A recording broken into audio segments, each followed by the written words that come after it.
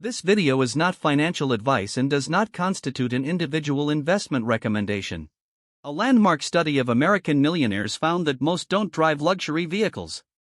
Most live in homes below what they could afford. Most shop at ordinary stores. Meanwhile, people with the most expensive cars in the neighborhood have lower average savings than their more modest neighbors. This is not a coincidence. It's a foundational principle of how real wealth actually builds. Stealth wealth is a financial approach where real capital is invisible from the outside. No conspicuous status symbols. Clothes without logos. A reasonable car. An ordinary neighborhood. But a significant investment portfolio, real estate, or business operating quietly. This isn't asceticism or deprivation. It's a deliberate choice not to signal wealth through external markers. The stealth wealth trend exploded across social media in 2023, and the conversation hasn't stopped. Thorstein Veblen described conspicuous consumption in 1899. People buy expensive things not for function, but to signal social status. The signal says, I'm successful, I belong to a higher tier, I deserve respect. The problem, the signal only works if observers have context. Your expensive watch impresses strangers at a cocktail party. It doesn't impress your genuinely wealthy colleague. Who knows a Rolex can be bought on a payment plan? Concrete math. Car at $80,000 instead of a reliable $30,000 car. Difference, $50,000. At a 10% annual return, the historical S&P 500 average, that $50,000 becomes $130,000 in 10 years. Becomes $336,000 in 25 years. You didn't just spend $50,000 on the upgrade. You gave up $336,000 over 25 years. That's not on any sticker at the dealership. Thomas Stanley spent 20 years studying American millionaires. Key findings: the median millionaire doesn't live in an expensive neighborhood, drives a used car, wears watches under $500. They are wealthy because they did not spend money on looking wealthy.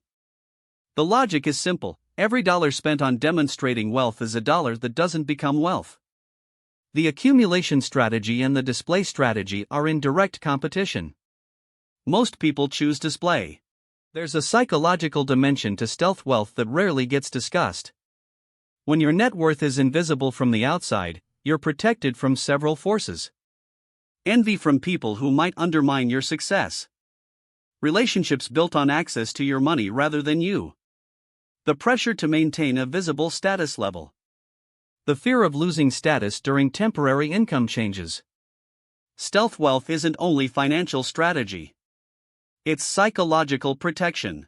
Old money families with multi-generational wealth developed a recognizable aesthetic.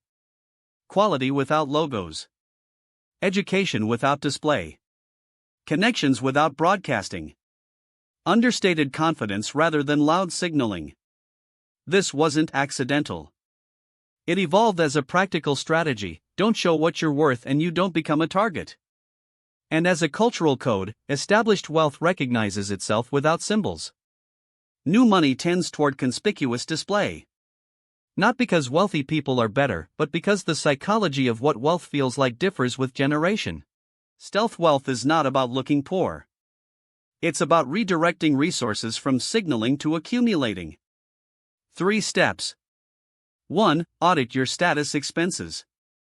Which purchases are you making to signal something to others rather than for function or genuine enjoyment? 2. Redirect the difference to investments. 3. Seek quality without branding. High-quality products exist at reasonable prices without premium logos. You pay for the logo, not the quality. Social media created a fundamentally new environment for conspicuous consumption. Previously you signaled status to neighbors and co-workers. Now you signal to millions of strangers. Research shows increased social media use correlates with higher consumer debt, especially among people under 35. People spend real money to appear wealthy to people they'll never meet. This is conspicuous consumption taken to a logical absurdity.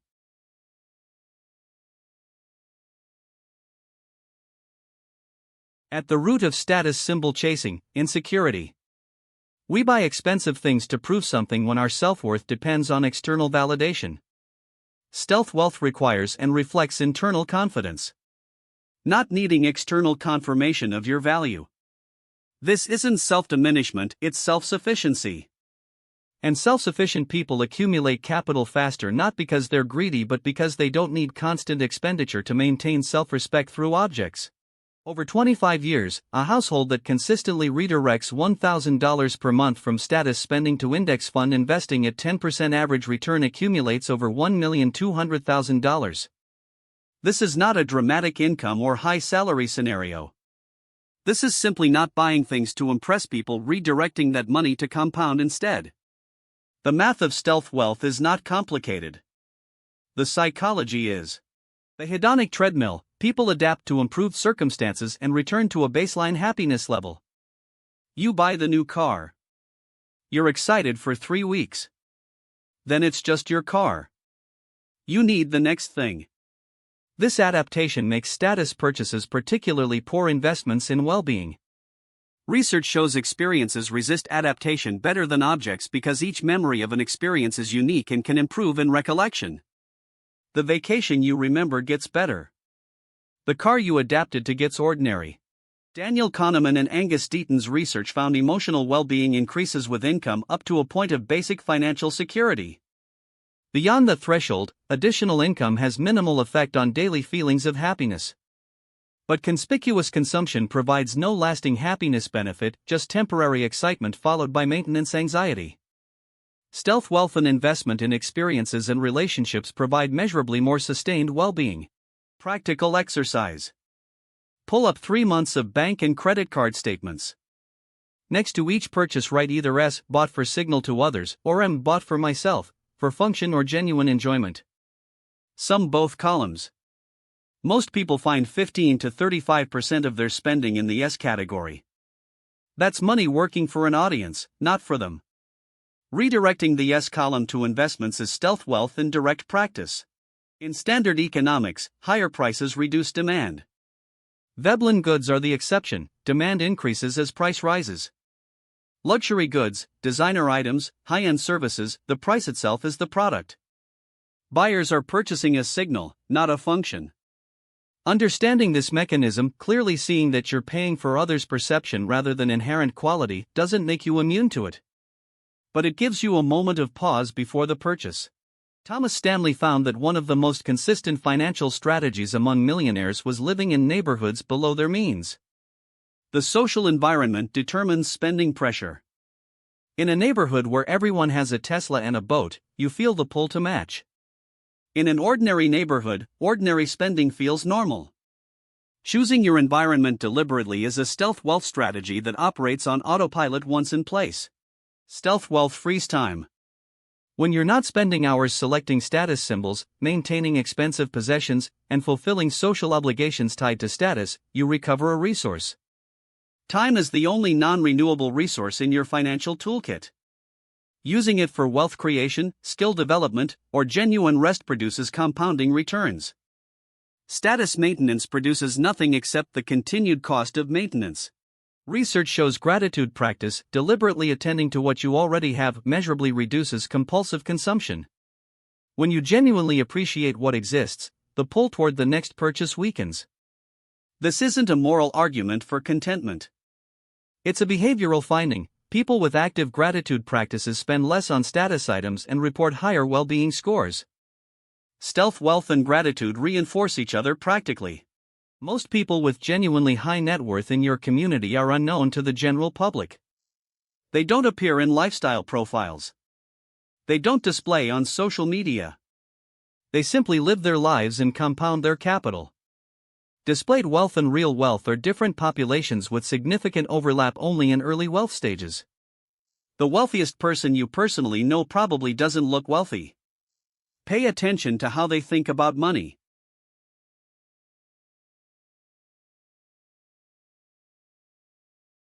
Every dollar exists only once.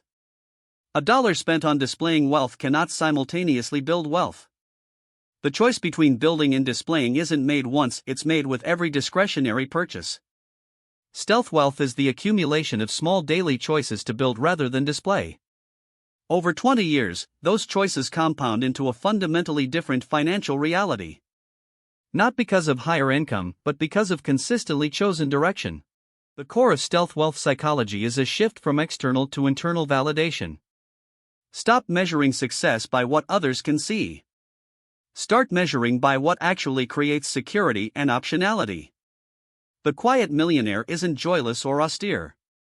They spend on what genuinely enriches their life experiences, health, relationships, growth. They simply don't spend to perform for an audience. The distinction sounds subtle. The financial difference over 20 years is enormous. Most financial education teaches mechanics, accounts, funds, rates, calculations. But research consistently shows knowing what to do explains only a fraction of whether people actually do it. The deeper driver is emotional beliefs formed before age 7. Mechanics without psychology is half a toolkit. The program runs deeper than the knowledge. The best defense against your own financial psychology is automation. Decisions made once in a calm rational state, automatic 401k contributions, scheduled index fund purchases, automatic bill payments replace potentially dozens of emotionally influenced monthly decisions.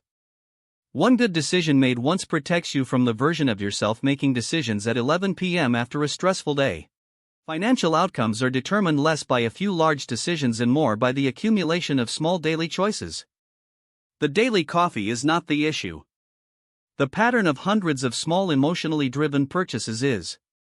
The same pattern in reverse: small consistent investments, automatic contributions, redirected impulse purchases compounds into a fundamentally different financial position over 20 years. Small decisions compound. In both directions. 3 books that rewire financial thinking at the psychology level. Morgan Housel, The Psychology of Money, specific stories about how emotions and beliefs drive financial outcomes. Daniel Kahneman, Thinking Fast and Slow, The Foundational Science of How the Brain Makes Decisions Under Uncertainty. Brad Klontz, Mind Over Money, Direct Work on Financial Scripts and Deep Money Beliefs. Read in this order. Financial well-being is not a state you reach and maintain effortlessly. It's a practice. Like physical fitness, not a diet you do once but a way of living you maintain. Psychological patterns return. Markets change. Life circumstances change. Financial psychology is a skill that develops and requires upkeep. Not as heavy labor, as conscious habit that becomes easier with time. The most important thing to understand: your current relationship with money is not fixed. It formed through experience. It can change through new experience. The beliefs you have about what you deserve, what's possible, what money means, these are learned. They can be unlearned and replaced. This is not a quick process. But it is a real one. The brain changes through consistent new experience. That's neuroplasticity in the most practical form. One action to take before this tab closes. Open the Notes app on your phone. Write one money belief from your childhood. Write one financial habit you want to change. Write one specific step you'll take this week. 3 lines. 3 minutes. This is how change begins, not through inspiration but through commitment written down. The psychology of money changes through action, not through watching content about the psychology of money. Your environment shapes your financial behavior more than your willpower does. If you live surrounded by people who spend on status and update their cars every 2 years, you feel the pull. If your phone has retail apps on the home screen, you browse more. If your 401k is opt-in rather than opt-out, you contribute less. Changing your environment, not just your intentions, produces lasting behavioral change with less daily effort.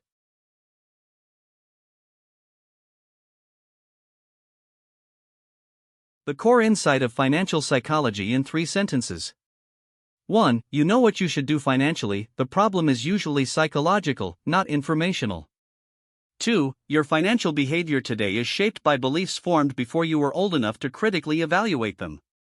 3. Those beliefs can change through new experience, new environment, and deliberate practice. Everything else in this video is elaboration on these 3 sentences. When changing financial behavior, start with the change that requires the least willpower and gives the clearest feedback. Usually that's automation. Open a Roth IRA. Set it to invest $50 per month automatically. Done. Now every month a small piece of your paycheck builds tax-free. You don't decide, you don't feel it, you don't talk yourself out of it. One automated action, installed once, working permanently. The single mindset shift that changes the most, moving from I don't have enough to I decide how to use what I have. Scarcity thinking is reactive. It waits for more before acting. Intentional thinking acts with what exists now. Even $5 per month invested intentionally, with understanding of why, is a different relationship with money than $500 saved by default without awareness. The amount matters less than the intentionality. Financial tools, accounts, funds, budgets, strategies work when your psychology supports using them consistently. Without that foundation, the best financial plan in the world produces inconsistent results. Start with understanding your financial psychology. Then build the systems. The sequence matters. Psychology first. Tools second. In that order, both compound. Multiple large studies have examined whether education level predicts financial decision quality. The consistent finding, formal education weakly predicts financial behavior. Stronger predictors are financial socialization in childhood, specific financial skill development, and emotional relationship with money. A PhD economist with unresolved money anxiety makes systematically worse financial decisions than a high school graduate with a healthy financial program. Research shows financial outcomes correlate significantly with the financial habits of your 5 closest contacts. If your social circle treats wealth as suspicious and savings as deprivation, your behavior trends toward theirs. Finding 1 or 2 people with healthy financial habits creates an accountability relationship. Not expensive financial advisors. Just people sharing a journey honestly. Shared goals compound like interest. Every powerful financial strategy, compound investing, behavioral change, thermostat recalibration, requires the same resource, time. American culture is biased toward immediate feedback and quick returns. This cultural bias works against the most effective financial behaviors. The investors who build real wealth across decades share one trait more than any other: they are comfortable waiting. Patience isn't passive. It's an active practice in a world of constant stimulation. Here's the sequence that produces lasting financial change. First, understand your financial psychology, beliefs, triggers, thermostat level, emotional relationship with money. Second, build systems that work with your psychology rather than against it: automation, pre-committed rules, environment design. Third, add mechanics, specific accounts, funds, tax strategies. In this order, all 3 layers work together. In any other order, the mechanics don't stick. If this topic connected with you, 2 directions for going deeper. First, Morgan Housel's The Psychology of Money. Short, story-based, immediately applicable to your own financial decisions. Second, Brad Clontze's research on financial scripts, widely available through his website and published papers. Both give you frameworks for understanding your own financial programming. Start with Housel if you haven't read it. It's the most accessible entry point. The most useful reframe: money is not a measure of your worth as a person. Money is a tool. It does what you direct it to do, or it does what your psychology directs it to do by default. Taking conscious control of that direction requires understanding the psychology first. Your income is the output of current skills, market conditions, and decisions. Your value as a human being is not subject to market fluctuations. These are different categories. Keep them separate.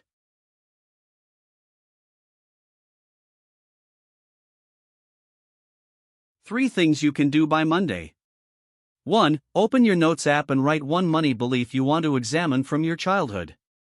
2. Check if your 401k contributions are automated. If not, set it up today. 3. The next time you feel the urge to make an unplanned purchase, wait 24 hours first. 3 actions. 0 cost. They won't transform your finances overnight. But they start the sequence that will. Every psychological pattern discussed in this video operates on a timescale that your financial decisions also operate on. The thermostat took years to calibrate, it takes years to recalibrate. Compound interest takes decades to show its full power. Behavioral change takes months to become habit. The financial and psychological timelines are aligned. Patience with both the money and the psychology is what produces outcomes that actually change how you live.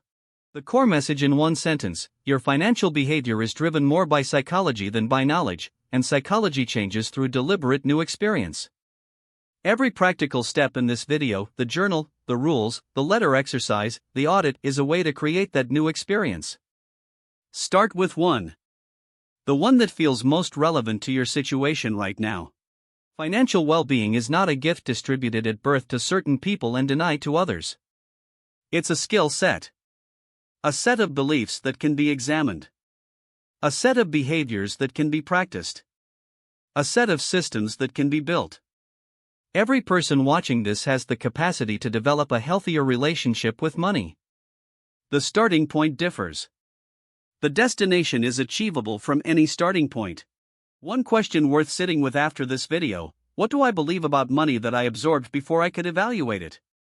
Not what do I know about money intellectually, but what do I feel and believe at the gut level? That belief set is running the show whether you're aware of it or not. Awareness is the first step to conscious direction. And conscious direction, applied consistently, is the entire game. Comment below: do you have purchases you make to signal something to others rather than for yourself? Be honest, that recognition is already the audit beginning. If this shifted your perspective, hit like, subscribe and ring the bell. See you next time.